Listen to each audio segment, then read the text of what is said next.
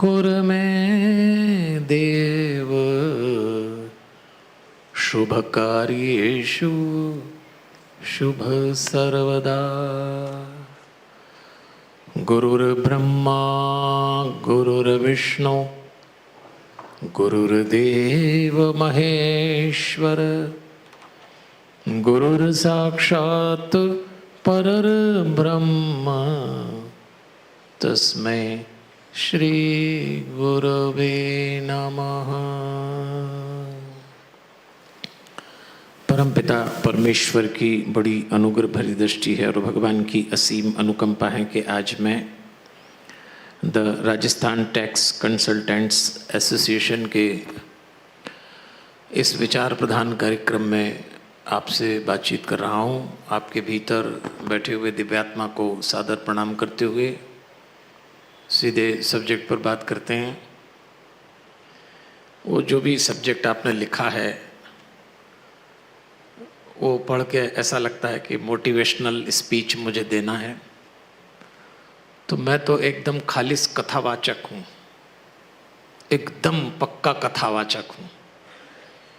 लेकिन मेरे इंट्रोडक्शन में लोग कहते हैं कि पंडित जी मोटिवेशनल स्पीकर हैं, और मैं मोटिवेशनल स्पीकर नाम से ही घबराता हूँ। तो आप ये उम्मीद मत करना मुझसे मैं कथा सुनाऊंगा आपको, एकदम कथावाचक हूँ। अपने हिस्से का आसमान निकाल लेना आप। क्योंकि दिक्कत क्या है कि मोटिवेशनल स्पीकर बहुत अच्छा बोलते हैं, लेकिन जो वो बोलते हैं लोग उसको समझ नहीं पाते, तो इसलिए मोटिवेशनल स्पीकर से मैं घबराता हूँ। तो ऐसा हुआ एक बार। क्यों घबराता हूँ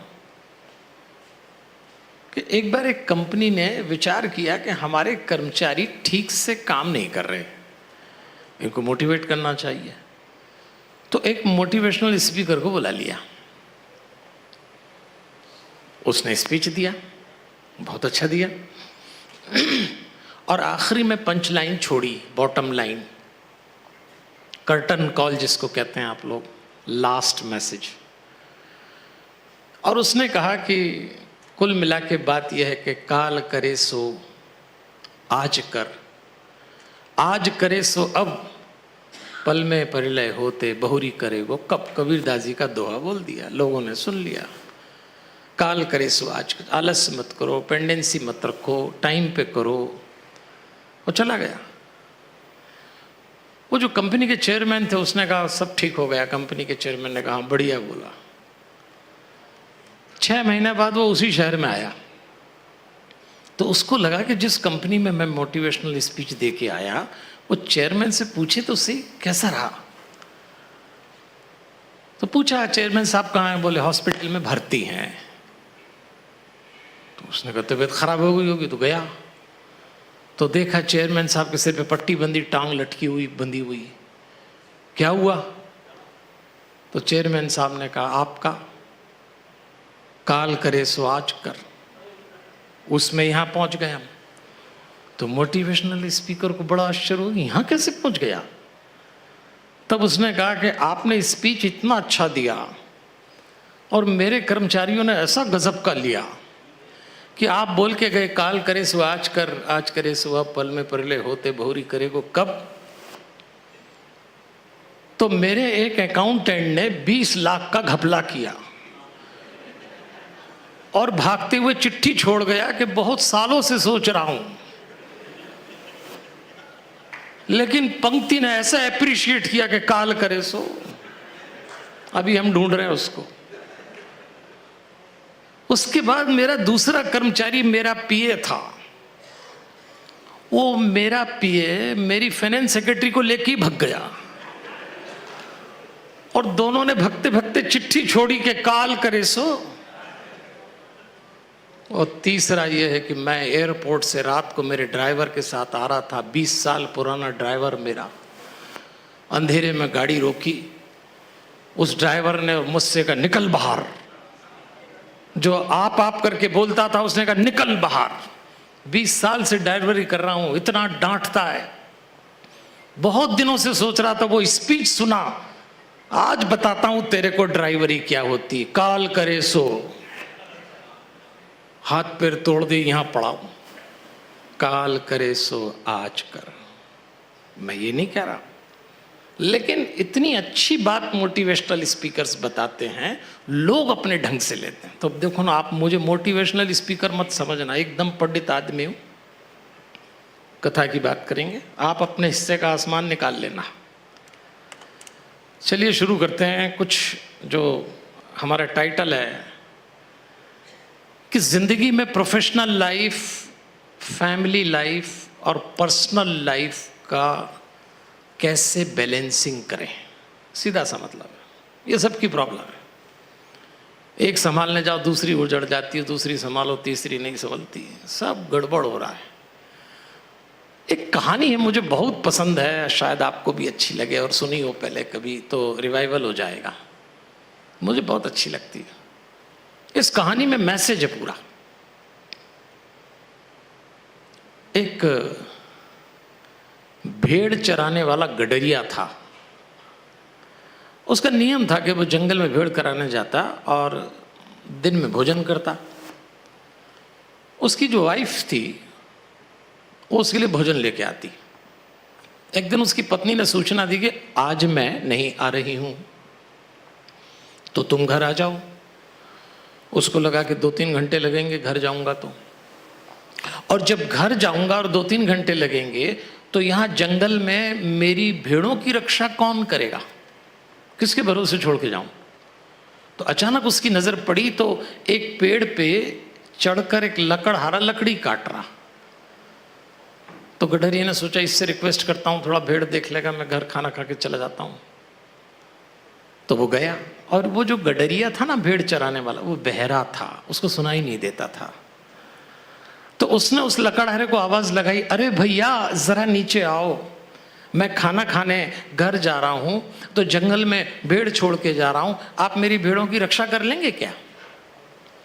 संयोग से वो जो लकड़हारा था वो भी बहरा था। अब बहरे ने बहरे से बोला, सुनाई तो देना नहीं था। लकड़हारे को गुस्सा आई तो उसने ऊपर से चिल्ला के बोला, अरे क्यों परेशान कर रहे हो, मैं तुमको जानता नहीं, जान ना पहचान, बार बार मुझे बुला रहे, चलो भागो यहाँ से, जाओ अपना काम करो। उसने कहा चलो भागो यहाँ से। तो इसको लगा वो कह रहा जाओ तुम, मैं देख लूंगा। दोनों बहरे। घर चला गया। 2 घंटे बाद आया और आके सोचा कि अनजान आदमी के हवाले मैंने भेड़ की, तो जरा गिन तो लूं कि भेड़ सलामत है कि नहीं है। तो उसने काउंटिंग की तो भेड़ बराबर निकली। बड़ा खुश हुआ। आज के वक्त में किसी अनजान आदमी के हवाले भेड़ करके गया, उसने काम देख लिया, बहुत खुश हुआ। तो उसको लगा इसको कुछ गिफ्ट करना चाहिए, भेंट देना चाहिए। तो उसने भेड़ के झुंड में से एक भेड़ निकाली जिसकी टांग टूटी हुई थी। उसने सोचा यही दे देते हैं। टूटी टांग की भेड़ अपने तो कोई काम की नहीं है, इसी को भेंट दे देते हैं। अपने इंडिया में 2 चीजों का हम लोगों ने जम के दुरुपयोग किया है, जम के। आप लोग तो जानते ही होंगे, एक है दान और दूसरा है भेंट। डोनेशन और गिफ्ट का क्या बढ़िया मैनिपुलेशन अपन इंडियंस करते हैं, पूरी दुनिया में कोई नहीं कर सकता। हम दान इसलिए करते हैं कि पुण्य मिल जाए, और याद रखना दुनिया का कोई दान पुण्य नहीं बढ़ा सकता। पाप और पुण्य 2 ऐसे बीज हैं कि पाप बोएंगे तो पाप उगेगा, पुण्य बोएंगे तो पुण्य उगेगा।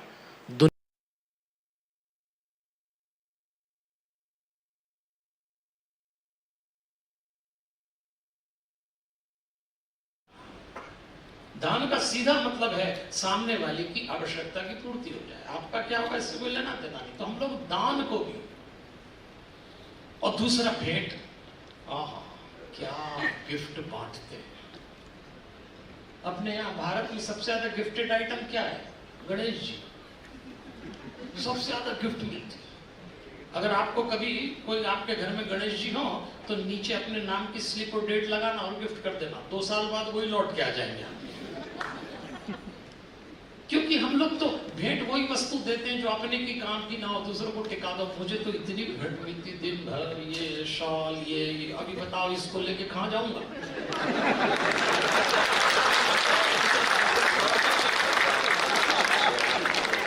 जितना तो आपने मुझे दक्षिणा नहीं दी होगी, उससे थोड़ा बहुत तो मेरे को फ्लाइट में इसी का पेमेंट करना पड़ा। आपने तो दे दी, हम कहां बांटेंगे इसको? अच्छा, इसमें नाम भी ऐसे लिखे, पटेगा भी नहीं कहीं। लेकिन इस देश में भेंट और दान का खेल, तो उसने सोचा टूटे टांग की भेड़, आपने तो कोई काम किया है नहीं, इसी को टिका देते।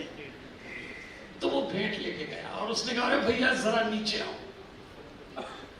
अब गुस्सा आया उसको, लकड़हारे को, तो नीचे आया। क्या बात है भाई, पहले भी तुम मुझे परेशान कर रहे हो, फिर नीचे बुला रहे, क्या बात है? बहरे तो बहरे ही थे दोनों। उसने कहा, भैया आपने कमाल किया, मेरी भेड़ों की रक्षा कर ली, तो मैं ये भेड़ आपको भेंट करना चाहता हूँ, ऐसा दिया। उसने कहा, क्यों पीछे पड़े हो? मैंने तुम्हारे भेड़ की टांग नहीं तोड़ी, तुम क्यों मेरे पीछे पड़े? अब वो कह रहा है भेड़ भेंट ले लो, ये कह रहा है मैंने भेड़ की टांग नहीं तोड़ी। दोनों उलझ गए। उलझते उलझते दोनों सड़क पे आ गए। उसी समय दोनों की नजर पड़ी तो एक चोर राजा के अस्तबल से एक सजा धजा घोड़ा चुरा के आ रहा। घोड़ा राजा के अस्तबल का था तो सजा धजा था। इन दोनों ने घोड़ा देखा और उस पर बैठा चोर दिखा। इनको लगा जरूर कोई राजसी पुरुष है, तभी ऐसा शानदार घोड़े पे बैठा, तो इससे फैसला करा लेते हैं। तो दोनों ने घोड़ा पकड़ लिया। इसने कहा, मैं भेड़ भेंट देना चाहता हूँ, ये ले नहीं रहे। उसने कहा, मैंने इनकी भेड़ की टांग नहीं तोड़ी, जबरदस्ती मेरे पीछे पड़ा। आप फैसला करिए, आप फैसला करिए। वो जो चोर था संयोग से वो भी बहरा था। उसको लगा घोड़ा इनका है और मैं पकड़ा गया। तो उसने कहा, भैया आपका घोड़ा है तो आप रख लो, मुझे जाने दो, अब जिंदगी में दोबारा कभी चोरी नहीं करूंगा। अब भेड़ की समस्या निपटी नहीं, घोड़े की ओर खड़ी हो गई।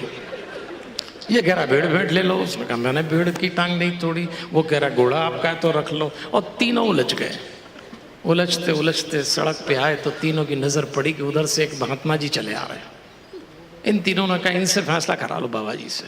तीनों ने बाबा को घेर लिया और कहा, आप फैसला करिए महाराज जी, मैं भेड़ भेंट देना चाहता हूँ, ये ले नहीं रहे, मैंने इनकी भेड़ की टांग नहीं तोड़ी, जबरदस्ती मेरे पीछे पड़े, घोड़ा इनका तो रख ले, मुझे जाने दें। महात्मा जी समझ गए कि तीनों बहरे हैं, लेकिन संयोग से महात्मा जी मौनी बाबा थे, उन्होंने मौन व्रत ले रखा। तब महात्मा जी समझ गए और महात्मा जी ने, बोल तो सकते नहीं थे, लेकिन आंख में आंख डाली उस गडरिये की।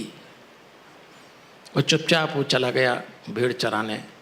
महात्मा जी ने आंख में आंख डाली उस लकड़हारे की, वो चढ़ गया पेड़ के ऊपर। महात्मा जी ने घुड़सवार की आंख में आंख डाली, घुड़सवार भी चला गया।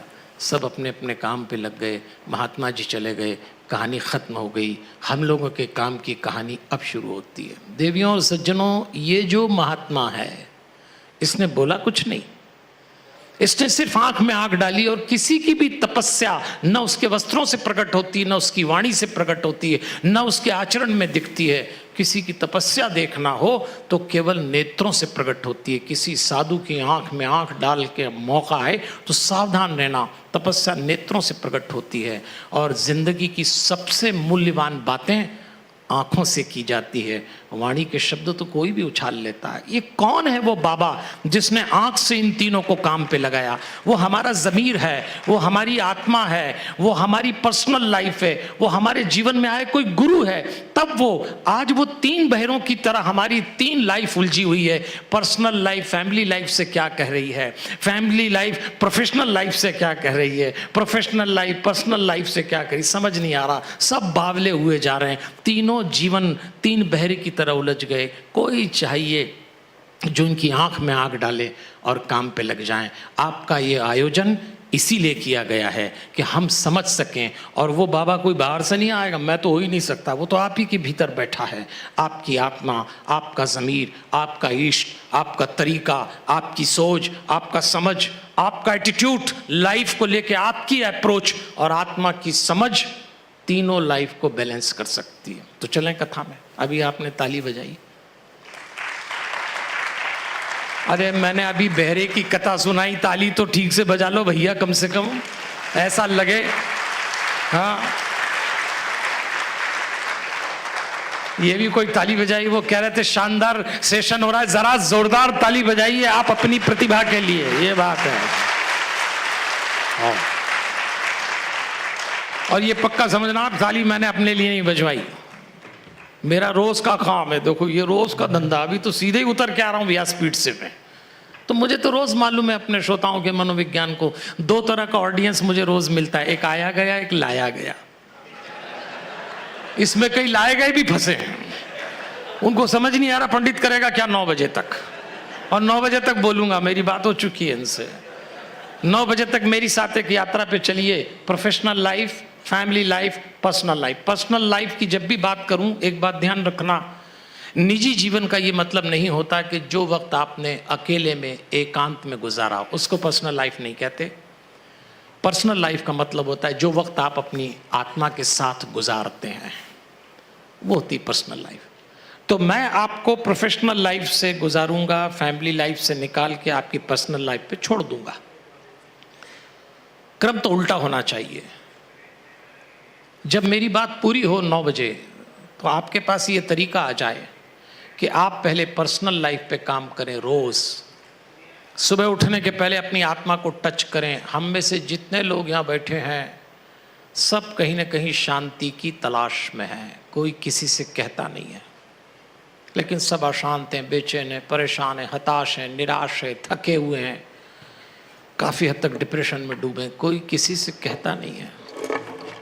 क्योंकि हम लोग एक्टिंग करने में इतने माहिर हैं कि सबके सामने ऐसी खुश रहने की एक्टिंग करते हैं कि कभी कभी तो दूसरों को देख के लगता है इनका बड़ा अच्छा चल रहा, अपनी बड़ी प्रॉब्लम है, किसी का अच्छा नहीं चल रहा, सब तवे पे बैठे हैं, जिसको अकेले में छू लो वो ही फूट पड़ेगा। हाँ ताली बजाना तो बजा लीजिए, आपकी कोई प्रॉब्लम, इसमें क्या दिक्कत है। ताली बजाते ही आपको एहसास हो जाएगा कि आप सुन क्या रहे हैं और क्यों रहे हैं। ये कोई औपचारिक सेशन नहीं कि आप कागज पर टिक लगा दें, ये जीवन का मामला है। धन का मामला तो इतना अच्छे से आप संभालते हैं, पर मित्रों जीवन से बड़ा कोई धन नहीं है, और धन को संभालने के लिए कोई एडवाइजर नहीं लगेगा, आप ही अपने एडवाइजर बनेंगे, तब जीवन संभलेगा।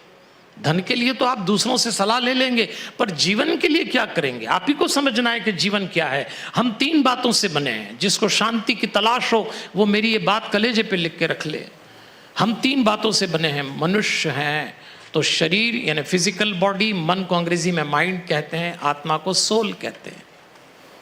अगर आप अपनी सोल पे नहीं गए तो आपको कोई शांत कर ही नहीं सकता।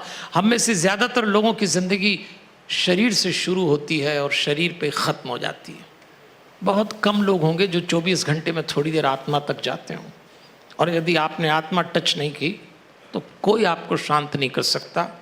और एक बात और अपने कलेजे पे लिख के रख लें कि हमारे अलावा न तो हमको कोई शांत कर सकता है और नहीं हमारे अलावा हमको कोई अशांत कर सकता। ये बात पक्का समझना। हमारी अशांति का सबसे बड़ा कारण हम होंगे, हमारी शांति का भी सबसे बड़ा कारण हम होंगे। लेकिन हम लोगों की आदत है, हम खूंटियाँ ढूंढ लेते हैं। पत्नी अशांत है तो पति रूपी खूंटी पे अपनी अशांति टांग देंगे, इनके कारण अशांत हूँ। पति अशांत है तो पत्नी रूपी खूंटी पे टांग लेगा कि क्या दिन थे जब पसीना गुलाब होता, मर गए शादी के बाद। ऐसे रोने रोने वाले लोग, आपकी बात नहीं कर रहा हूँ, देखो आपके तो चेहरे से लग रहा है बहुत ही खुश हैं, जो भी मिला या जो भी मिली। आप तो ताली बजाओ अपने स्पाउस के लिए। क्या वाइफ मिली है, क्या हस्बैंड मिला है, आपको कोई मिलता है क्या? ये तो अपन दूसरों की बात कर रहे हैं। बहुत परेशान है लोग, लेकिन आप कारण है इसका, दूसरों पे मत डालिए। आप अगर अशांत हैं तो आपके कारण, आप शांत हैं तो आपके कारण। अब चलिए बात शुरू करते हैं। प्रोफेशनल लाइफ से खत्म करेंगे पर्सनल लाइफ पे। प्रायोरिटी आपको तय करना है। टाइम वाइज नहीं मांग रहा मैं, बिल्कुल ये नहीं कहूंगा 10 से 12-14 घंटे प्रोफेशनल लाइफ में काम करना अब जरूरी है। बहुत आसान है, अगर इससे कम करोगे हाशिए पे पटक दिए जाओगे। मैं बिल्कुल ये नहीं कहूंगा कि काम कम कर दो, समय कम दो, लेकिन आप समझिए प्रोफेशनल लाइफ में मित्रों खूब मेहनत करना, खूब सफलता अर्जित करना। लेकिन हमारे यहाँ शास्त्रों में, संस्कृत में एक शब्द है निष्कामता। आपने सुना होगा ये शब्द, गीता खड़ी इसी पे है। निष्कामता। निष्कामता का अर्थ होता है किसी काम में मैं कर रहा हूं इस उद्घोष को खत्म कर देना। करा कोई और रहा है, कोई ताकत है इस दुनिया में जो करा रही तो हम कर रहे हैं। जिस दिन मैं का उद्घोष आपके कर्म में गौण हो जाता है उस दिन निष्कामता आती है। जिस दिन आपका अहंकार शून्य हो जाता है आपके कर्म में उस दिन निष्कामता आती है। निष्कामता का साधारण अंग्रेजी में अर्थ है अटैच डिटैचमेंट, जुड़े हैं फिर भी अलग हैं। निष्कामता का अंग्रेजी में और सरल अर्थ है डूइंग है, डूअर नहीं है। काम हो रहा है पर करने वाला नहीं दिख रहा। ये जो मैं है, मैंने किया, मैं कर लूंगा, मेरा किया है, मैं उससे, ये बस मैं मरवा देता है। निष्कामता अपने जीवन में उतारना। फिर भी लोग हमसे पूछते हैं पंडित जी एक बात बताइए, निष्कामता होती क्या है? बहुत आसानी से बताता हूँ। जिनके यहाँ बेटियाँ पैदा हुई हों, जिन्होंने बेटियों को बड़ा किया हो, जिन्होंने बेटियों को विदा किया हो, वो लोग समझ सकते हैं निष्कामता क्या होता है। जब हमारे घर में बेटी पैदा होती है हम उतना ही प्यार करते हैं, उतना ही लगाव करते हैं जितना बेटे से करते हैं। भेदभाव करना भी नहीं चाहिए बेटे और बेटी में। लेकिन हम जानते हैं एक दिन ये बेटी बड़ी होगी, एक दिन हम इसका विवाह करेंगे, एक दिन ये अपने घर चली जाएगी और हमारा उस पर वैसा अधिकार नहीं रहेगा जैसा अभी है। ये परंपरा है, इसमें कोई विद्रोह नहीं है। बेटी को विदा करने के बाद माता पिता ये जानते हैं कि हमारा इस पे अधिकार नहीं है अब। ऐसे ही जब हम कर्म करते हैं और कर्म के फल के प्रति बेटी को विदा करना जैसा भाव करते हैं कि बड़ा किया, लाड़ किया, अब विदा कर दिया, ऐसे ही कर्म किया, पर जब आप फल विदा करते हैं तब जीवन में निष्कामता आती है। और जैसी निष्कामता आती है उस दिन मजा ही कुछ और होता है। आज ज्यादातर सफल लोग अशांत हो जाते हैं, क्यों? मैं चल रहा है। तो जब भी आप सफल हो आपकी प्रोफेशनल लाइफ में, निष्कामता बनाए रखना। बेशक आपने किया है लेकिन कोई है जो करा रहा है।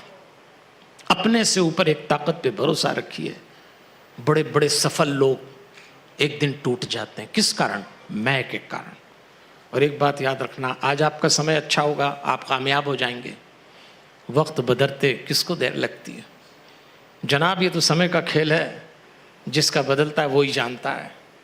जो न देते थे जवाब कभी, किसी शायर ने बड़ी प्यारी बात लिखी है। आपका वक्त अच्छा चल रहा तो गुरूर मत पालना, बुरा चल रहा हो तो उदास मत हो जाना। जो न देते थे जवाब कभी, उनके सलाम आने लगे। जो न देते थे जवाब कभी, उनके सलाम आने लगे। और वक्त बदला तो मेरे नीम पे आम आने लगे। वक्त बदल जाएगा, सब बदल जाता है एक बार। और जो देते थे सलाम रोज, वो पहचानने से मुकर गए। जो देते थे सलाम रोज, वो पहचानने से मुकर गए। और वक्त बदला तो मेरे लोहे के दरवाजे चूहे उतर गए। ये दिन देखना पड़ता है। इसलिए अपने किए हुए का अहंकार मत पाल लेना, इसको कहते हैं निष्कामता। एक चीज और है, हमारे अध्यात्म में कहते हैं दबाव को तनाव में मत बदलने देना। देखिए मित्रों, दबाव तो सब पे होगा। आजकल बिना प्रेशर के कोई काम हो ही नहीं सकता। कोई काम करने जाओ प्रेशर आएगा, दबाव आए कोई दिक्कत नहीं है, लेकिन दबाव तनाव में कन्वर्ट ना हो जाए। प्रेशर टेंशन में कन्वर्ट हो गया तो अगला नुकसान यह है कि तनाव के बाद उदासी आती है, और उदासी के बाद अवसाद आता है। अवसाद ये ना, जिसको अंग्रेजी में आप लोग डिप्रेशन कहते हैं, और फिर संभालना मुश्किल हो जाता है। इसलिए आज हम लोग चूंकि दबाव पे रोक नहीं लगाते तो हम तनाव में गिरते हैं। तनाव के बाद उदासी आती है, उदासी के बाद डिप्रेशन आता है। और डिप्रेशन ऐसी फैशनेबल बीमारी है, आप डरना मत अगर डिप्रेशन में हो तो, अच्छों को आ रहा है। फिर मैं हमेशा एक बात कहता हूं, कोविड के बाद तो आजकल एक नई फैशनेबल बीमारी चली है, बहुत ही फैशनेबल। भगवान न करे आप में से किसी को हो जाए, लेकिन आजकल लोग इसकी ऐसी चर्चा करते हैं इस बीमारी की। किसी से पूछो भाई आपकी क्या प्रॉब्लम है, तो वो बताते हैं पता नहीं आज कुछ अच्छा नहीं लग रहा, अब ये नई बीमारी चिपकी आजकल। अरे तो भाई क्या अच्छा नहीं लग रहा है? पता नहीं आज कुछ अच्छा नहीं लग रहा है। सुबह से उठ के ही चालू हो गए, अपनी खोपड़ी खराब हुई, घरवाले की भी कर रहे हैं, घरवाले की भी। अरे तुम्हारा दिमाग खराब है तो तुम्हारा रखो, उसको क्यों परेशान कर रहे हो? अच्छा, कई तो अपनी पत्नी से पूछते, तुम बताओ आज मुझे अच्छा क्यों लग रहा है? वो क्या बताएगी? तुम मर रहे हो, वो क्या बताएगी? उसका और कबाड़ा कर रहा हो तुम। पता नहीं आज कुछ अच्छा नहीं लग रहा। अरे तो क्या अच्छा नहीं लगा? पता नहीं। अच्छा, जिनको अंग्रेजी आती है वो उसको अंग्रेजी ट्रांसलेशन कर देते हैं, बहुत बड़ा मूड खराब है। अभी मूड कौन सा बटन है जो खराब हो गया तुम्हारा? अच्छा, कुछ लोगों का तो ऐसा होता है, पता नहीं कुछ अच्छा नहीं लग रहा है, ऐसा क्या कि डॉक्टर के पास जाते हैं। अब डॉक्टर पूछता है, हाँ बताइए क्या प्रॉब्लम है? पता नहीं डॉक्टर साहब आजकल अच्छा नहीं लग रहा है। वो बेचारा अपने MBBS में जो किताबें पढ़ी 5 साल, उसके पन्ने पलटाता है, ये बीमारी तो कभी पढ़ी नहीं मैंने, इलाज क्या करूं? और यदि 5 विजिट आपने डॉक्टर की कर ली तो 6वीं बार वो डॉक्टर भी बोलता है, भैया तुम तो आया ही मत करो, क्योंकि तुम्हारे जाने के बाद मेरे कोई पत्ता नहीं कुछ। वो इलाज कर, हाँ ताली बजा लो, आपकी क्या दिक्कत है? वो इलाज करने वाला खुद ही बीमार हो गया। आप में से किसी को नहीं, मेरे को आपको चेहरा देख के लग रहा है आप अलग लोग हो बिल्कुल। आप तो क्या बात है, आप एकदम अलग लोग हो। अपन तो दूसरों की बात करें, बिल्कुल पर्सनल मत लेना। आपके तो चेहरे से लग रहा है क्या बात है आपकी। इसलिए याद रखिएगा, दबाव आएगा। अध्यात्म क्या सिखाता है, जो मैं कोशिश करूंगा कि मेरा व्याख्यान समाप्त हो तो आपके पास ये विधि आए कि उसको वहीं रोक दें। रोकना पड़ेगा, ये सब टेक्निक आपको आती है और यही सीखना है। इसलिए अपनी प्रोफेशनल लाइफ में निष्कामता, एक बार और कहना चाहूंगा, मैं बहुत सारे प्रोफेशनल लोगों के बीच में रहता हूं। कई बार ऐसा लगता है हम बहुत मेहनत करते हैं, परिश्रम करते हैं, ईमानदारी से काम करते हैं, और हमको लगता है कभी कभी बेईमान लोग आगे निकल गए, चापलूस लोग आगे निकल गए। तो हमको कभी कभी लगता हमने भी काश बेईमानी कर ली होती, हमने भी कुछ और कर लिया होता, वो आगे निकल गए। पर एक बात ध्यान रखना, बेईमान, चापलूस, भ्रष्ट, अपराधी, गलत लोगों को आगे जाता देखकर अपनी ईमानदारी और परिश्रम से समझौता कभी मत करना। क्योंकि मैं आपको एक उसूल बताता हूं आज मित्रों, ऊपर वाले की अदालत का एक नियम है जो गठान बांध के अपने घर ले जाना। ऊपर वाले का एक नियम है, वो यहाँ किए हुए का रिजल्ट कभी भी यहाँ नहीं देता, वो यहाँ किए हुए का रिजल्ट हमेशा यहाँ देता है। अगर आपने प्रोफेशनल लाइफ में ईमानदारी से काम की, हो सकता है नीचे वाले लोग आपको दाएं बाएं कर दें, हो सकता है संसार में लोग उसका एनालिसिस और कुछ करें, पर ऊपर वाला आपकी बेईमानी नहीं देख रहा, ऊपर वाला आपकी मेहनत, आपकी ईमानदारी देख रहा है। तो वो यहाँ किए का रिजल्ट यहाँ ना दें, पर प्रोफेशनल लाइफ की ईमानदारी और मेहनत का रिजल्ट वो आपकी फैमिली लाइफ में देगा, वो आपकी पर्सनल लाइफ में देगा जरूर, लेकिन लेके रखिए, समझौता मत करिए। वहां कोई मैनिपुलेशन नहीं चलता, वहां कोई सिफारिश नहीं चलती, वो देख रहा है। इसलिए भरोसा रखना। मैंने तो अपने जीवन में कई बार इसको निभाया कि वो है तो उस पर छोड़ दो, और काम होता है तो मिलेगा, चलेगा सब ये। और ये तो दुनिया है, दुनिया में कई लोग आगे निकल जाते हैं। और भाई तो आज की दुनिया में तो सेटिंग का ही मामला है, जुगाड़ का मामला है। अब जैसे हमारी कथा में भी लोग जुगाड़ फंसाते हैं। कई बोलते हैं आपकी कथा कराने के लिए, आपका एक दिन का स्पीच कराने के लिए इससे जुगाड़ लगाई, उससे जुगाड़, जैसे अभी लगाई, ये हमारे शैलेंद्र अग्रवाल जी ने लगाई। उन्होंने कहा आप आ ही रहे हो तो हमारे यहाँ भी आ जाओ, जुगाड़ हमारे शिवपुराण करने। अभी चली रही हमारी शिवपुराण, उन्होंने कहा ये तो है, सेटिंग करना चाहिए, मैं उसमें दिक्कत नहीं करता हूं, पर याद रखिए ऊपर वाला सब देखता है।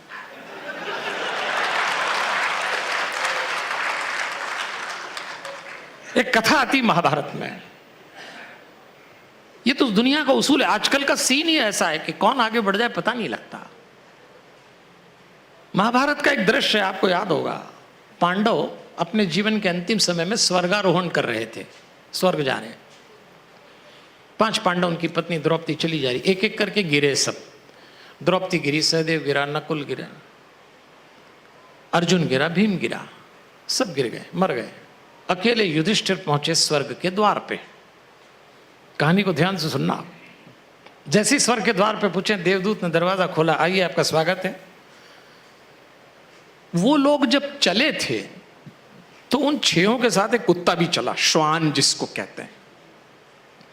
और वो श्वान स्वर्ग के द्वार पे युधिष्ठिर के साथ पहुंचा। देवदूत ने कहा, आपके लिए मुझे आदेश है कि आपको मैं प्रवेश कराऊं सम्मान से, लेकिन आप प्रवेश करेंगे, आपके साथ ये कुत्ता अंदर नहीं आ सकता। तो युधिष्ठिर ने कहा, भाई ये मेरे साथ है, सब छोड़ गए पर इसने मेरा साथ निभाया, तो मैं अंदर आऊंगा तो ये भी आएगा। देवदूत ने कहा कि स्वर्ग में कुत्तों के लिए कोई जगह नहीं होती, आप आ जाइए। युधिष्ठिर अड़ गए।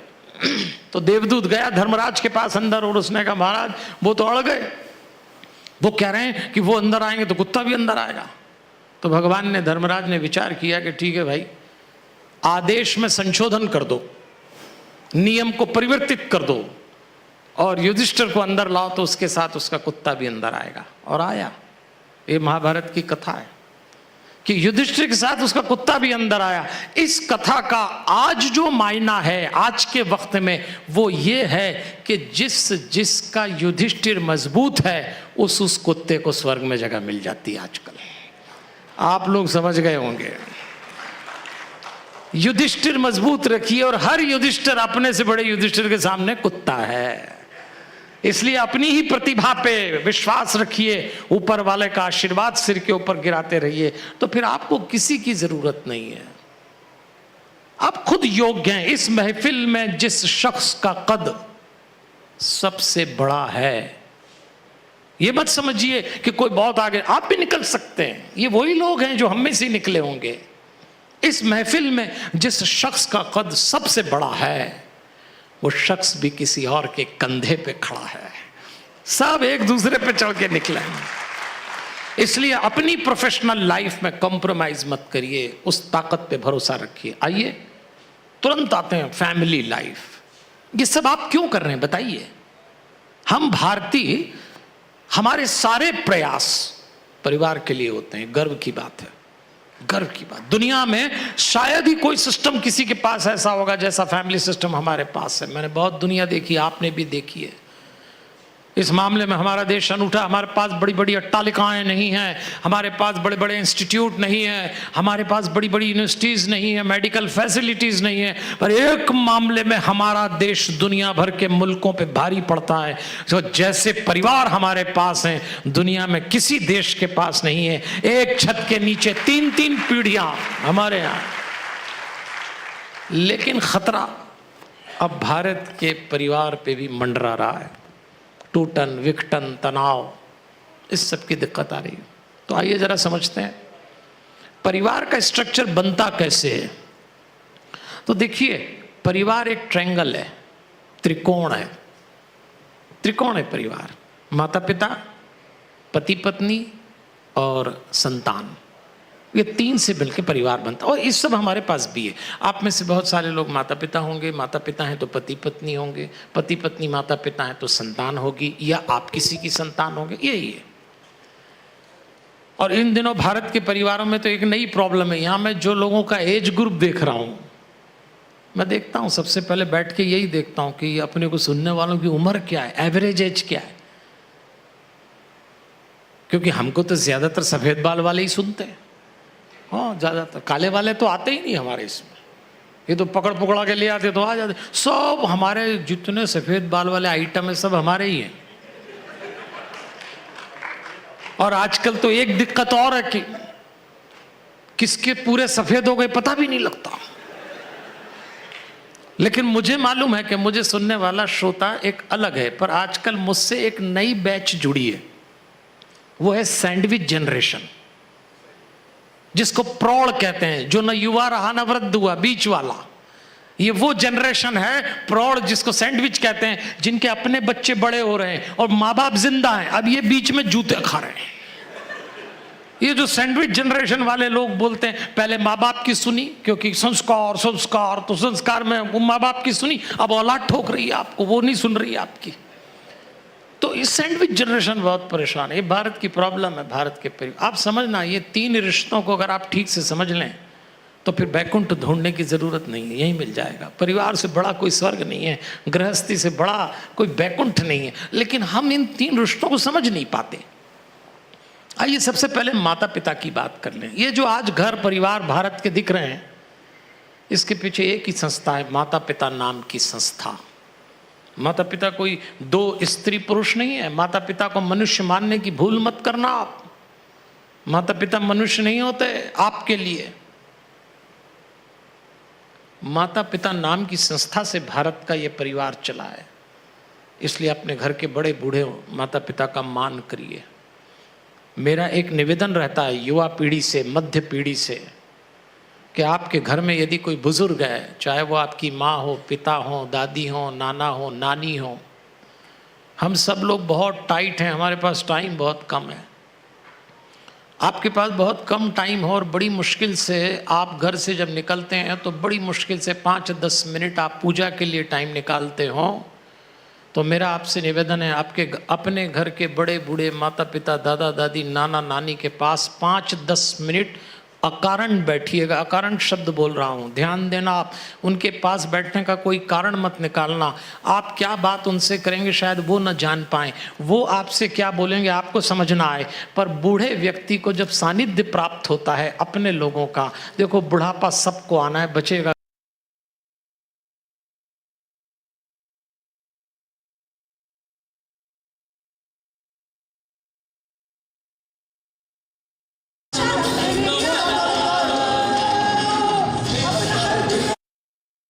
पुनर्जन्म मिलता है जब उसका रक्त संबंध उसको स्पर्श करता है। अपने घर के बड़े बूढ़ों के साथ अकारण 10 मिनट बैठिए। आप मेरी तरफ से 10 मिनट ही आपके पास स्पेयर हो, और यदि उसमें आप पूजा करते हो तो मेरी तरफ से आज से अगरबत्ती मत जलाना, दिया मत जलाना,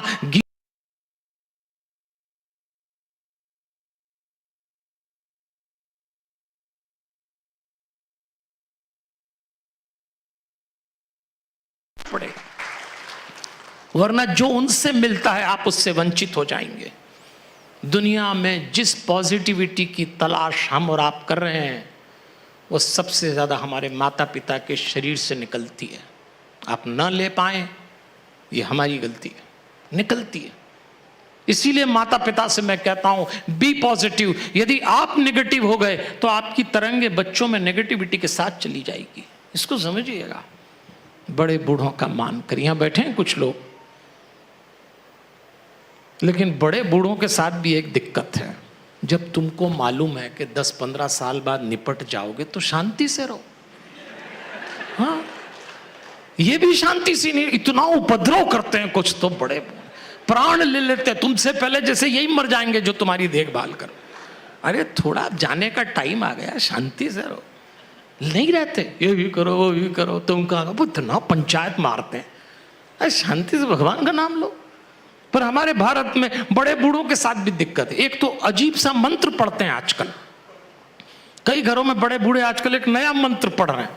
उनसे पूछो, हाँ बताइए दादा दादी ठीक है आपका, तो क्या मंत्र बोलते हैं? बस पंडित जी अब तो भगवान से प्रार्थना उठा ले। अच्छा, भगवान का दिमाग खराब हुआ है जो तुमको उठा लेगा? जवानी में मजे छान लिए और अब बुढ़ापे में कह रहे उठा ले। काहे को उठा लेगा? वो भी रगड़ेगा, 3-4 बार आईसीयू में पटकेगा, 2-4 ऑपरेशन कराएगा प्रोस्टेट के, ऐसे ही रगड़ लेगा।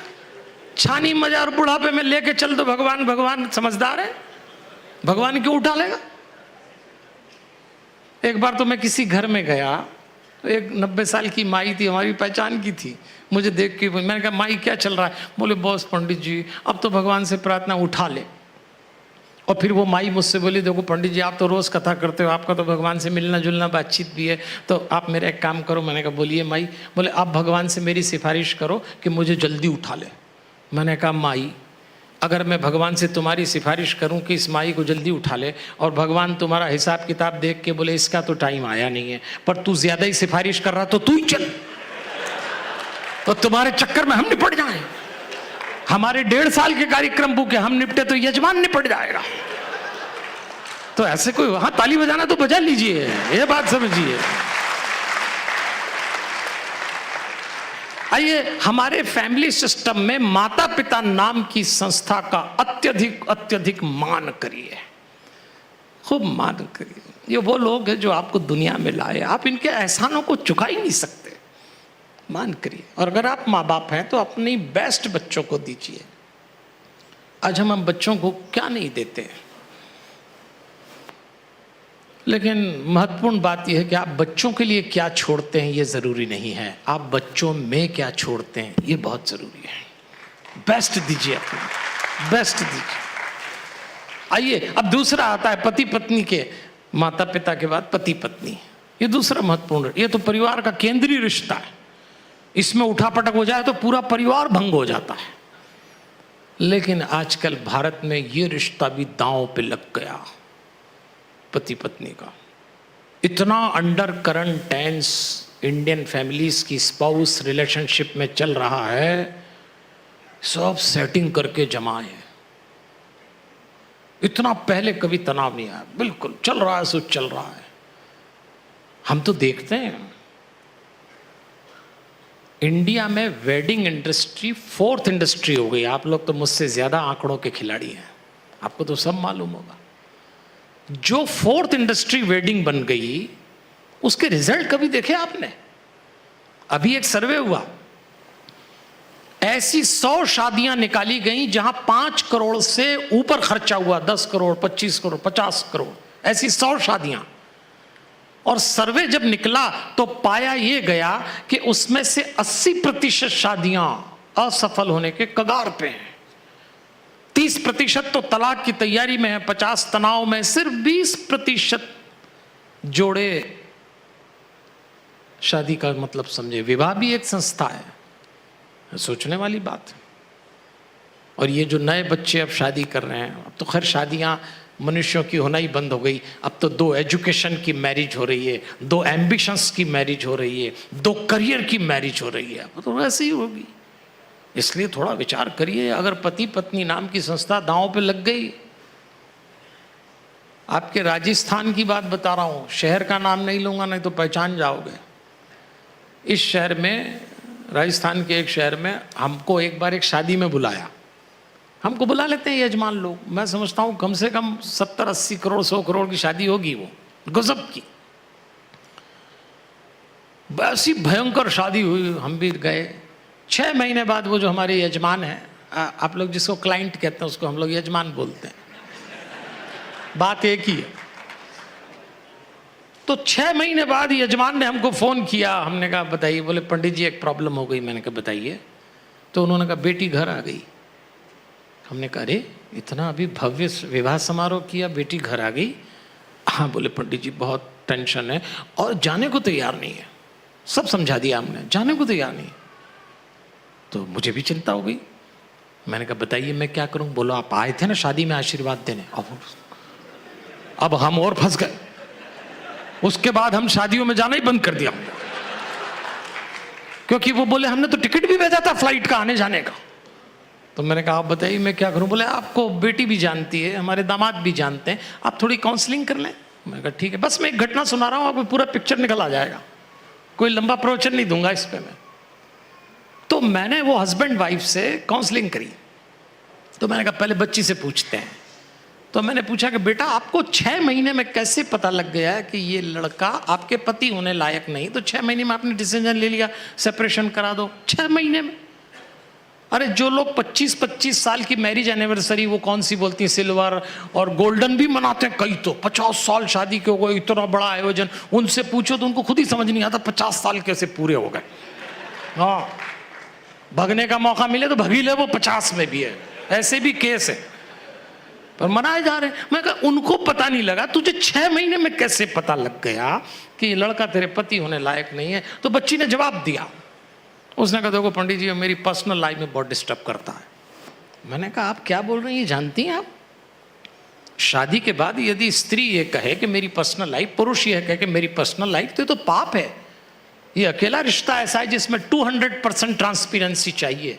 रहस्य का जरा सा भी रहस्य का बाल अगर बीच में आए तो रिश्ता खंडित हो जाएगा। ये तो पूरा खुला रिश्ता है। आप कैसे कह सकते हैं कि पर्सनल लाइफ में डिस्टर्ब कर रहा है? चलो ये बताओ क्या कर रहा है? तो कहती है सुबह मुझे जल्दी उठा के कहता है कि चाय तू बना। अब बोले, और मैं तो हॉस्टल में पड़ी। हाँ तो ठीक बात है, क्यों बनाएगा? अब वो लड़का है, उसके बाप को उसकी माँ बेड टी पिलाती थी, तो इसको भी यही सपना रहा। अरे कोई पिला रही है अब वाली, वो खुद ही नहीं करवट ले पा रही, सुबह तुम और लग गए चाय के लिए। कौन उठता है? तेरी माँ नहा के जाती थी चौके में, अब बता वो कहाँ से नहा के चौके में जाएगी, वो तो नहाने का ही पता नहीं लगता है 2-3 बजे तक आजकल बच्चों का। तो मैंने उससे कहा चलो और क्या पर्सनल प्रॉब्लम है, बोले इसको लाल रंग का बेडरूम में बल्ब पसंद है 0 का, मुझे रेड पसंद है, तो लड़ाई हो गई, तलाक। ये डाइनिंग टेबल पे इतने सारे सलाद लाती और मुझसे कहती पहले सलाद खाओ फिर पराठे खाओ। अरे मर गए क्या, इसको देख के खाएंगे क्या। अब देखिए ये पर्सनल लाइफ, इस बात को लेके तलाक हो सकता है? ये तो तय था कि आपकी शादी ऐसी होना है। हमारे भारत में गजब की है शादी। अब मैंने सोचा चलो बच्ची को अलग हटाओ, भाई साहब से पूछें, भैया जी से, कि आपको कैसे 6 महीने में पता लगा कि ये आपकी पत्नी होने लायक नहीं। अब जो जवाब उस भैया ने दिया बड़ा गजब का दिया। मैंने कहा भैया आपको कैसे पता लग गया, इसमें क्या दिक्कत है? तो उसने कहा देखो गुरुजी मैं ज़्यादा बहस नहीं करूँगा इसकी तरह, ये जितने कहानी सुना रही मैं तो एक ही बात बोलूँगा, इसमें वाइफ मटेरियल बिल्कुल नहीं है। अब ये नया कार्यक्रम सुना हमने ड्रेस मटेरियल सुना, हमने फूड मटेरियल सुना, अब ये वाइफ मटेरियल नया आया। ये कौन सा मटेरियल? आज हमको हंसी जरूर आती है पर ये आईना है। माँ बाप अपने बच्चों की शादी करने के बाद डर गए। जिनकी शादियां चल रही हैं क्या रिश्ता हो गया पति पत्नी का। आप लोग कभी राम कथा पढ़े हैं तो राम कथा में भगवान शंकर की 2 विवाह हुए हैं। पहली पत्नी का नाम सती देवी है। आप सब कथा जानते हैं। मैं केवल एक पंक्ति आपको देना चाहता हूँ, इसलिए दृश्य की भूमिका बना रहा हूँ कि शिव जी और सती जी राम कथा सुनने गए अगस्त्य जी से, लौट के आए तो राम लीला का एक दृश्य चल रहा था। अपहरण हो गया था सीता जी का, राम रो रहे थे। शिव जी ने अपनी पत्नी सती से कहा ये रोते हुए राम भगवान हैं, हमने अभी अभी इनकी कथा सुनी, किसी की कथा सुन के जाओ और उसके दर्शन हो जाए सौभाग्य है। मैं दूर से प्रणाम कर रहा हूँ, सती देवी आप भी प्रणाम करिए। सती देवी तो बहुत पढ़ी लिखी इंटेलिजेंट थी, दक्ष की बेटी थी। उन्होंने कहा मैं प्रणाम नहीं करती, रोता हुआ राजकुमार है, मैं तो और परीक्षा ले लूंगी। उन्होंने कहा आप ले लो परीक्षा। शिव जी ने अपनी पत्नी से कहा लेकिन एक बात याद रखना, मर्यादा मत छोड़ना। भगवान क्यूरियोसिटी का सब्जेक्ट हो सकता है, भगवान डाउट का सब्जेक्ट नहीं हो सकता। आप संदेह मत करना, जाके ले लो परीक्षा, लेकिन मर्यादा मत छोड़ना। और शंकर भगवान बैठ गए, सती जी गई। ऐसा कहते हैं उस समय एक पंक्ति लिखी तुलसीदास जी ने, होई है सोई जो राम रची राखा, को करी तर्क बड़ा वही साखा। ये पंक्ति सुनी होगी आपने, न सुनी तो मेरी हिसाब से नोट कर लेना और अपने बेडरूम में चिपका लेना इसको। क्यों, अब बताता हूं क्यों चिपका लेना बेडरूम में ये पंक्ति। स्पाउस रिलेशनशिप पे इससे अच्छी चौपाई मुझे तो नहीं मिली। होई है सोई जो राम रची राखा। जैसी पत्नी गई, भगवान शंकर ने आंख बंद किया, मैंने इसको बहुत समझाया नहीं मानी, तो होई है सोई जो राम रची राखा। जो श्री राम ने रचा होगा वही होगा। को करी तर्क बढ़ा वही शाखा। तर्क की शाखा बढ़ाने से कोई समाधान नहीं निकलता, इसको कहेंगे बहस। पति पत्नी में तर्क की शाखा बहस हो तो समाधान नहीं निकलेगा। कभी कभी कुछ बातें पति पत्नी को भगवान पे छोड़ देना चाहिए, ऐसा शंकर जी कह रहे हैं। अब बताओ आप, वो अपनी पत्नी को समझा रहे हैं, वो नहीं समझी, वो गई परीक्षा लेने। तो हमारे पास कभी कभी कुछ भाई साहब लोग आते हैं कि पंडित जी गजब का कंट्रोल है मेरा प्रोफेशन पे, एक लाइन बोलूं तो 5000 आदमी मेरा कहना मानता है, लेकिन घर में प्रॉब्लम ये तो बिल्कुल ही नहीं सुनती। हाँ तो मैंने कहा उसमें मेरे को टेंशन हो जाता। अरे क्या टेंशन हो जाता है, 1000 साल वो पहले शिव जी की घरवाली नहीं सुन रही, तुम कहां लग रहे हो, तुम कहां लग रहे हो।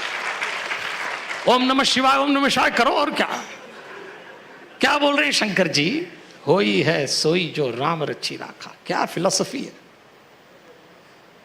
वही होता है जो भगवान ने रचा है। याद रखना, आपके जीवन में जो स्त्री पत्नी बन के आई है, आपके जीवन में जो पुरुष पति बन के आया है, बेशक आपने चयन किया है, लेकिन फैसला ऊपर हुआ था, फैसला ऊपर भगवान ने तय किया है।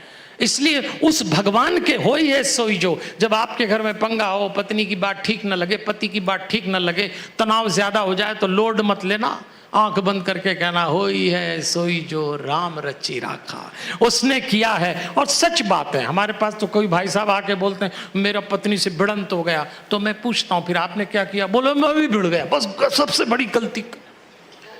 आपकी पत्नी आपको जो परेशान कर रही है, एक बात समझो, आपके कुकर्मों का दंड देने के लिए परमात्मा ने उसको डेपुटेशन पे भेजा है।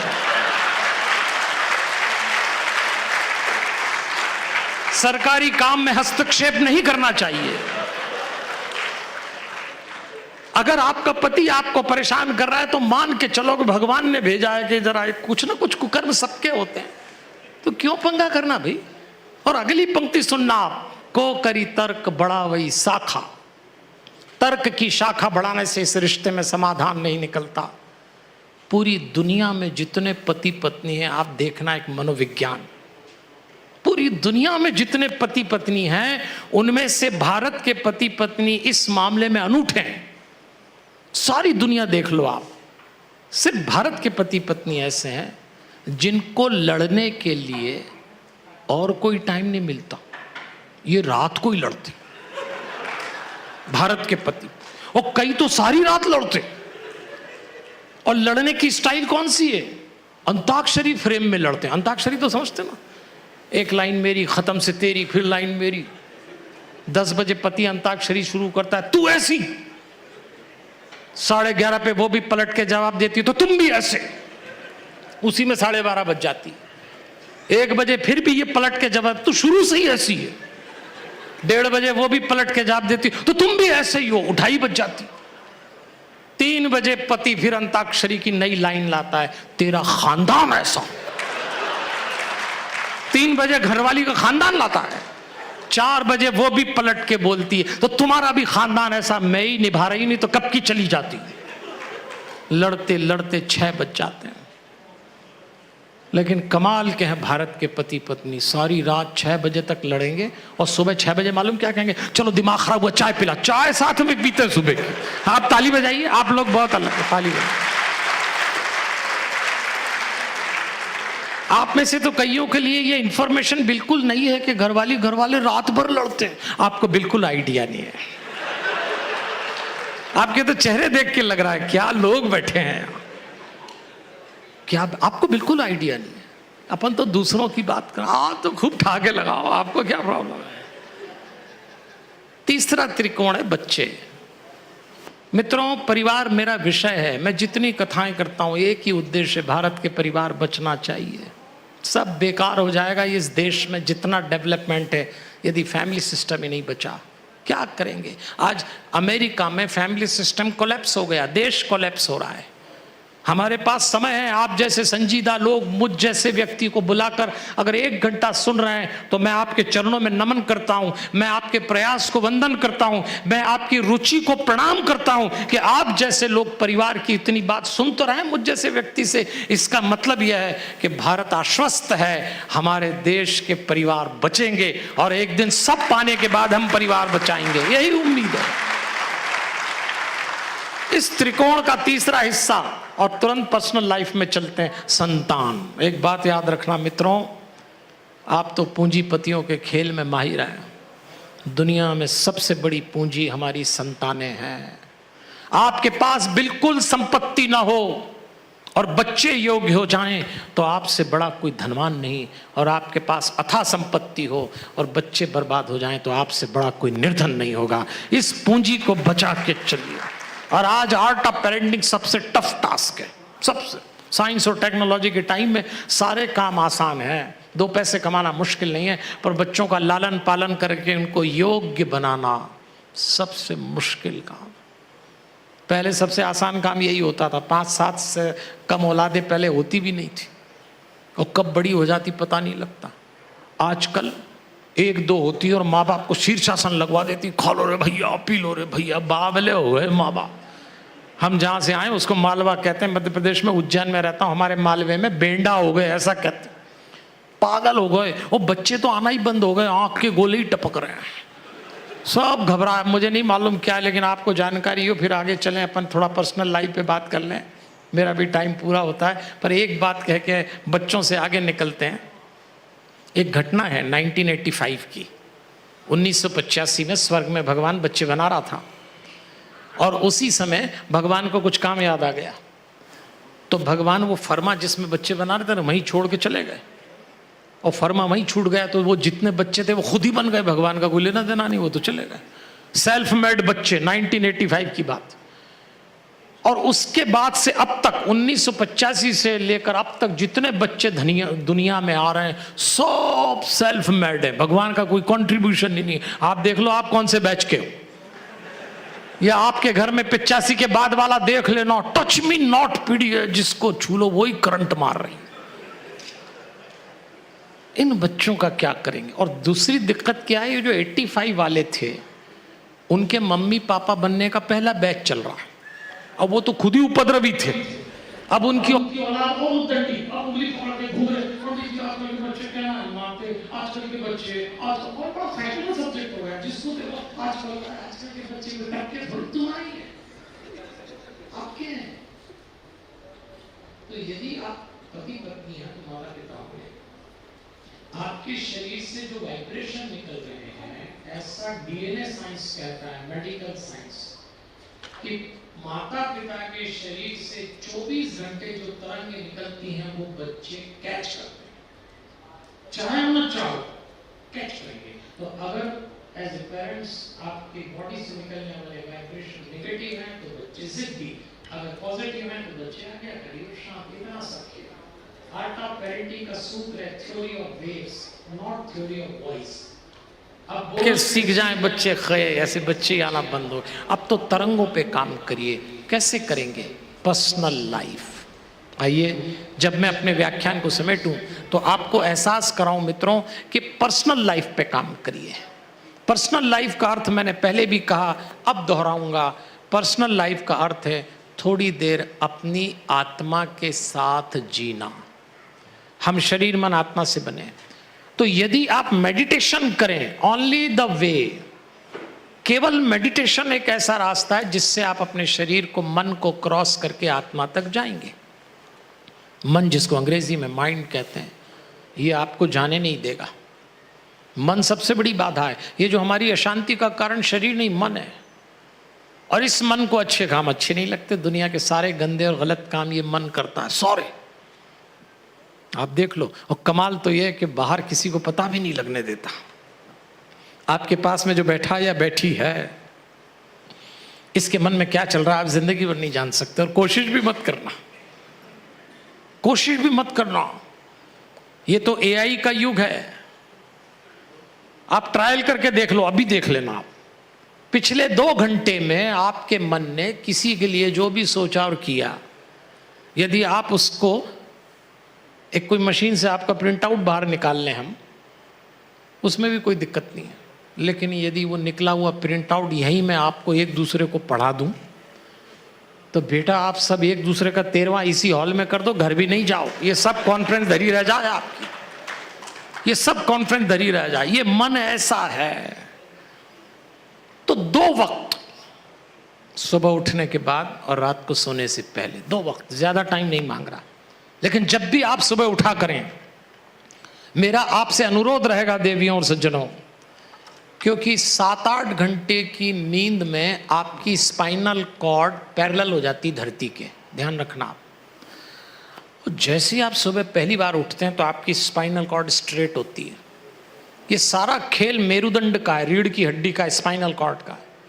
तो पहली बार आपकी स्पाइनल कॉर्ड स्ट्रेट हुई, उसी समय जो आपका मंत्र हो, मैं हनुमान चालीसा के लिए बोलता हूं, पर ऐसा कोई दावा नहीं कि दूसरा मंत्र काम नहीं करेगा। हनुमान चालीसा मेरा जीवन है, इसलिए मैं हनुमान चालीसा का प्रस्ताव रखता हूं कि यदि आप विवाहित हैं तो अपने बेडरूम में नॉर्थ ईस्ट कॉर्नर पे कुर्सी लगाएं, सुबह उठते ही कुर्सी पे बैठें। अविवाहित हैं तो अपने पलंग पे करें, पर गहरी सांस लेके हनुमान चालीसा की 43 चौपाइयों को स्पाइनल कॉर्ड से थ्रू ब्रीदिंग ऊपर उठाइए, आपको रिजल्ट मिलेगा। आप व्यक्ति कोई और हो जाएंगे, आप समझ जाएंगे आप आत्मा है, शरीर नहीं है। आपको करना चाहिए, आपके पास जो मंत्र हो। हमारा तो जीवन हनुमान जी है। मैं तो हनुमान चालीसा ओढ़ता हूँ, हनुमान चालीसा बिछाता हूँ, हनुमान चालीसा खाता हूँ, हनुमान चालीसा पीता हूँ। तो मैं हनुमान चालीसा की बात कर रहा हूँ, पर आपको जो भी लगे, अन्यथा हनुमान चालीसा से करिए, आपको रिजल्ट मिलेगा। एक एक पंक्ति मंत्र है हनुमान चालीसा की। तुलसीदास जी ने बचपन में हनुमान चालीसा से सीधी बातचीत की थी, हनुमान जी से उनको उतारा है। हनुमान चालीसा हनुमान जी का शब्दावतार है। उस मंत्र को सांस से करिए, क्योंकि 7-8 घंटे के बाद पहली बार स्पाइनल कॉर्ड स्ट्रेट हुई, एकदम लाइफ एनर्जी ऊपर उठेगी और कॉस्मिक एनर्जी से कनेक्ट हो जाएगी। और सोने के पहले जब आपकी स्पाइनल कॉर्ड स्ट्रेट होने जा रही हो, एक बार हनुमान चालीसा पढ़िए और सो जाइए, आपको रिजल्ट मिलेगा। हम में और पशुओं में क्या फर्क है? पशु की spinal cord all the time धरती से पैरेलल होती है, वो खड़ा नहीं रख सकता। हम हैं मनुष्य हैं, हम में और पशु में फर्क ही है कि हम अपनी स्पाइनल कॉर्ड को स्ट्रेट करके आत्मा तक जा सकते हैं, कोई भी जानवर आत्मा तक नहीं जा सकता, यही फर्क है। बाकी पशु और मनुष्य की सारी इंद्रियां एक हैं, सारे क्रियाकलाप एक हैं, एक ही है कि वो पर्सनल ट्रेवल नहीं कर सकता, वो सोल तक को टच नहीं कर सकता, हम कर सकते हैं। और जिस दिन आपने अपनी पर्सनल लाइफ में 5 मिनट सुबह और 5 मिनट शाम काम कर लिया, 24 घंटे लाइफ आपकी पकड़ में है। और यहीं से जिसको आप कह रहे हैं balancing with career, professional life, family life and personal life, यहीं से घटता है। इसलिए मेरा आपसे अनुरोध है, थोड़ा समय जब सुबह आप उठा करें, इतना मेडिटेशन कर लीजिए। मेरा नाम है पंडित विजय शंकर मेहता। आप YouTube पे डालिए, हमारी वेबसाइट पे जा सकते हैं, मेरा नाम डालिए, बहुत सारी चीज़ें मेडिटेशन की निकल आएंगी। अभी मैं आपका समय नहीं लूँगा, पर मैं आग्रह करूँगा आप मेरा नाम डाल के मेडिटेशन का एक छोटा सा कोर्स है हमारा, 6-6 मिनट के 4 कैप्सूल हैं, वो ले लीजिए, करिए तो सही। हमने बताया इसलिए नहीं, आपको और कोई तरीका आता उससे करिए, हमारे पास हनुमान चालीसा का तरीका है, लेकिन करिए मित्रों, क्योंकि अगर आप अशांत हैं तो उसकी कीमत आप नहीं, आपसे ज़्यादा आपके बच्चे चुकाएंगे, आपका परिवार चुकाएगा। तो मैं आपसे अनुरोध करना चाहूँगा कि इसको इस ढंग से लीजिए। अब दूसरों से सरा, जब मैं आ रहा था तो कुछ लोगों ने मुझसे पूछा भी था कि हम प्रोफेशनल लोग अपना दुख किसको सुनाएं। ठीक बात है, पुलिस वाला अगर लोगों से रोने लगे कि मेरे को बहुत डर लगता है, लोग बोलेंगे तू खुद ही डर रहा है, हमें क्या बचाएगा। डॉक्टर कहे कि मैं खुद डिप्रेशन में हूं, तो वो कहेंगे कि तू क्या हमारा इलाज कराएगा। सीए यदि कहे कि मुझे भी अपने प्रोफेशन में अच्छा नहीं लग रहा है, तो सारे क्लाइंट सोचेंगे अपने को मरवाएगा, पता नहीं खुद के तो ठिकाने नहीं है। लेकिन ऐसा सबके साथ होता है, तब क्या करें मित्रों? एक बार तो हनुमान जी को भी लगा था लंका में कि आत्महत्या कर लूं, सीता का पता नहीं लग रहा। एक बार तो राम भी रोए पेड़ से लिपट के, जिस दिन भरी सभा में अपनी बहन द्रौपदी के वस्त्र पे दुशासन हाथ डाल रहा था, उस दिन कृष्ण की आंख में भी आंसू थे। उदासी, निराशा, थकान, बेचैनी ईश्वर को भी अवतार लेने पे आती है। तो हम और आप क्या हैं? लेकिन जब उदासी आए तो अपने से ऊपर एक शक्ति पे भरोसा बढ़ा देना, वो निकाल ले जाएगी आपको। सबको आती है, कोई कह देता है, कोई नहीं कहता। आपको क्या लगता है हमको नहीं आती? हम खुद ही बहुत टेंशन में घूमते रहते हैं। हाँ, हमसे ही लोग पूछते हैं पंडित जी कुछ कर। अरे पंडित जी खुद ही तो वे पे बैठे तो क्या करेंगे? हाँ, पंडित जी खुद ही भगते फिर रहा है। पंडित जी अभी शिव पुराण की कथा कर रहे हैं और जैसे ही 6:30 बजे तो हमको शैलेंद्र जी दिखे और पंडित जी बोल, और दूसरे लेने आ गए, फिर यहाँ से जाके तीसरी जगह जा रहे हैं, तो हम खुद ही चक्री हो रहे हैं। तो हम क्या कह दें? क्या अब बनता नहीं, छोड़ रहे हैं कथाएं। अगर हम ये कह दें सचमुच कथाएं छोड़ रहे, लोग बोलेंगे लो ये लो तुम्हारी कथा सुन के तो हम पार लगने की सोच रहे हैं, तुम तुम्हारी नाव में खुद ही छेद हो रहा है। ऐसा कोई होता है क्या? सबके होता है, लेकिन अपने से ऊपर। मुझे भी होता है जीवन में, मैं भी थक जाता हूँ, निराश हो जाता हूँ, बेचैन हो जाता हूँ, लेकिन मैंने हनुमान जी का पल्ला नहीं छोड़ा, पकड़ लेता हूँ। जितनी परेशानी हो उतनी पकड़ता हूँ, निपटती। आपके साथ भी यही होगा, क्या डरते हैं जी? है वो। और ऊपर वाले का ये ही कहना है, न हम नशी से निकलेगा, न हम सफर से निकलेगा। अगर आप बेचैन हैं तो तरीका आप ढूंढिए, दूसरों के कंधे पे चढ़ के दुनिया पे नहीं चला जा सकता। न हम नशी से निकलेगा, न हम सफर से निकलेगा। हम नशी मतलब जिसके साथ आप उठते बैठते हैं, हम सफर मतलब आप जिसके साथ चल रहे हैं। न हम सफर से निकलेगा, न हम नशी से निकलेगा, हमारे पांव का कांटा तो हम ही से निकलेगा। अगर कांटा आपको लगा है तो निकालना आपको पड़ेगा। इसलिए देवियों और सज्जनों, मेरा समय पूरा होता है। मैं सचमुच आपका बहुत आभार व्यक्त करता हूँ। आप जैसे सुधीजन, विद्वान, समझदार, सक्रिय, समर्पित, योग्य, टैलेंटेड लोग मुझे बुला के सुनते हैं, ये मेरा सौभाग्य है। आपने मेरे शब्दों को मान दिया। मैं भगवान से प्रार्थना करता हूँ जिस भी क्षेत्र में आप हैं, आपका विकास हो, आपकी प्रगति हो, खूब यश, मंगल, कीर्ति आपके जीवन में मिले। भगवान आपके साथ हैं मित्रों। कभी निराश मत होना, न वो यहाँ तक है न वो वहाँ तक है, असर उसका वहाँ तक है नजर जिसकी जहां तक है। भरोसा बनाए रखिए भगवान पे, कभी निराश मत होना, वो आपके साथ है। मैं अपनी वाणी को आप सबको आभार देते हुए विश्राम दूंगा और हनुमान जी महाराज से प्रार्थना करूंगा, मेरे जीवन में जो जो भी सुख आए हैं वो सब आपके जीवन में आए, और मेरे जीवन में जो जो भी दुख आए हैं वो एक भी आपके जीवन में ना आए। हमारे हनुमान, हमारे हनुमान, हमारे हनुमान।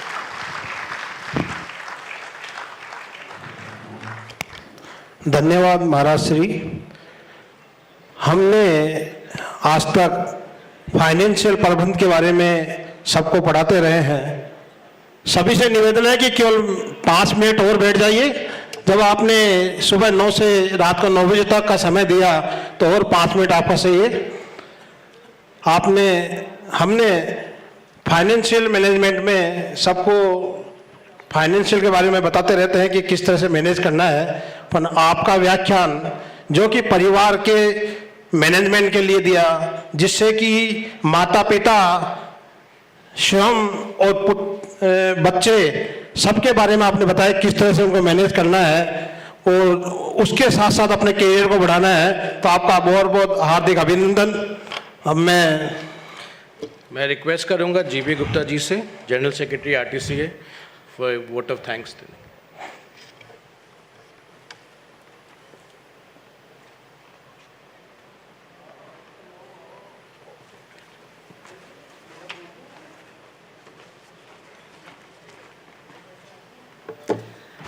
परम पूज्य गुरुदेव के चरणों में मेरा प्रणाम। ना आपको कोई अशांत कर सकता है, ना आपको कोई शांत कर सकता है, वो आप स्वयं हैं जो आप अपने आप को शांत कर सकते हो और अशांत कर सकते हैं। ऐसे गुरुदेव ने हमें जो बताए और आशीर्वचन दिए, उसके लिए मैं मेहता जी का बहुत बहुत आभारी हूँ। मेहता जी इंदौर से पधारे हैं और मेहता जी का जो गुरु जी कह रहे हैं कि हमने 1.5 साल के आगे की बुकिंग कर रखी है, मैं आपको बताऊं हमने मेहता जी के आगे की 6 साल की बुकिंग कर रखी है। मैं इनके साथ पिछले 3 साल से कथा में जा रहा हूं और ये जो इन्होंने एक बहुत ही अच्छा डेवलप किया है, रामायण के 9 पारायण का, एक एक पारायण का 9 दिन में बहुत विस्तार से व्याख्यान करते हैं। तो पहला पारायण हमारा ऋषिकेश में हुआ, दूसरा पारायण गुरुजी ने अयोध्या में कराया, तीसरा पारायण अपने अभी जनकपुर में हम करके आए, और चौथा आगे ओरछा में और सारे किष्किंधा श्रीलंका वगैरह होने वाले हैं। और गुरुजी जो परिवार के बारे में, प्रोफेशनल लाइफ को जोड़ के जो बताते हैं, वाकई में मैं गया जब ऐसा लग रहा था कि बस इसी साल जाएंगे, पर अब वो मोह छूटता नहीं है।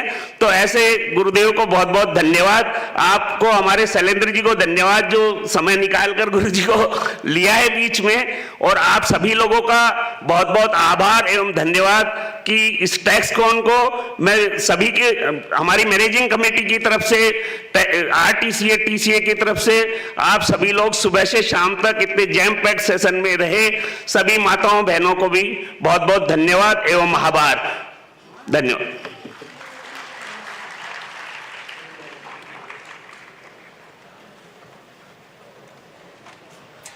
गुरुदेव, आपको सादर नमन, बहुत बहुत धन्यवाद। आपने यहाँ पर आके व्याख्यान दिया। आपकी जब 1.5 साल तक की बुकिंग है और हमने 15 दिन पहले आपसे कांटेक्ट किया और आपने इसको स्वीकार किया।